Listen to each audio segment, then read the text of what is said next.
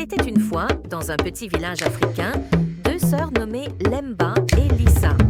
Lemba, l'aînée, était belle et élégante, mais son cœur était empli d'orgueil.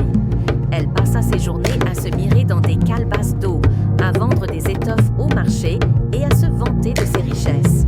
Lissa, la cadette, était douce, humble et sage. Elle aidait leur mère, Mama Sira, dans les champs et accomplissait les tâches ménagères sans jamais se plaindre. Mama Sira était une veuve courageuse. Malgré sa vieillesse, elle travaillait dur pour subvenir aux besoins de ses filles. Mais Lemba ne levait jamais le petit doigt pour l'aider. Elle trouvait toujours une excuse. « Je suis fatiguée » ou « Je dois m'occuper de mes affaires au marché ». Un jour, Mama Sira demande à ses filles de l'accompagner dans la forêt pour ramasser du bois.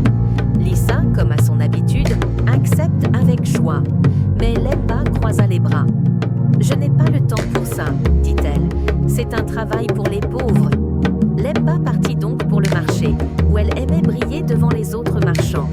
Pendant ce temps, Mama Sira et Lissa travaillaient sous le soleil brûlant, leurs paniers remplis de bois. Cette nuit-là, un grand orage éclata. Le vent hurlait comme un lion et la pluie tombait en trombe.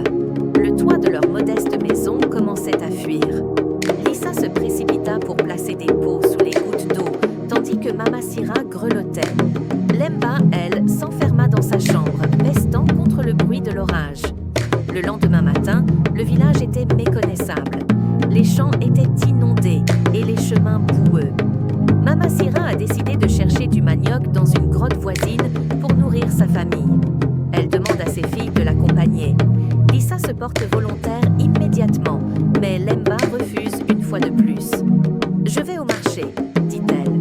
Les gens auront sûrement besoin de mes marchandises après la tempête. » Mais cette fois, quelque chose d'étrange se produisit. Alors que Lemba traversait le village, les habitants la regardaient avec mépris. « Pourquoi es-tu si égoïste ?» lui lance une vieille femme. « Ta mère et ta sœur travaillent pour survivre, et toi, tu ne fais rien !» Ces paroles piquèrent Lemba comme des épines. Elle se sent honteuse, mais ne dit rien. Pendant ce temps, Mama Sira et Lissa atteignirent la grotte. Elles ramassèrent du manioc et croisèrent un vieux baobab. Mama Sira a dit « Ce baobab est notre ancien protecteur. Il voit tout.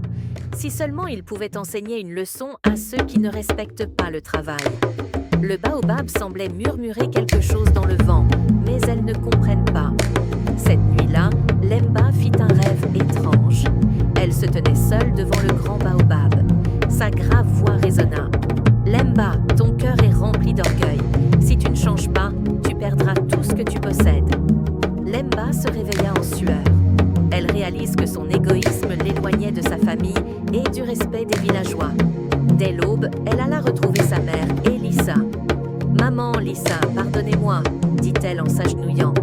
Je veux changer et devenir une meilleure fille et sœur. » Touchée par ces mots sincères, Mama Sira l'embrassa. Lissa sourit et lui prend la main. « Viens avec nous, dit-elle. Il n'est jamais trop tard pour apprendre. » À partir de ce jour, Lemba se leva tôt pour aider au champ et au marché. Elle est devenue humble et généreuse. Les habitants du village remarquèrent son changement et commencèrent à la respecter. Le grand baobab, silencieux dans son coin de forêt, semblait sourire. Il avait accompli sa mission, unir une famille grâce à une précieuse leçon. Et ainsi, les deux sœurs vécurent en harmonie, leur maison remplie de joie et de rire. Mama Sira, fière de ses filles, remercia le ciel pour cette transformation. Morale: l'orgueil nous éloigne des autres, mais l'humilité et le travail sincère nous rapprochent de ceux que nous aimons.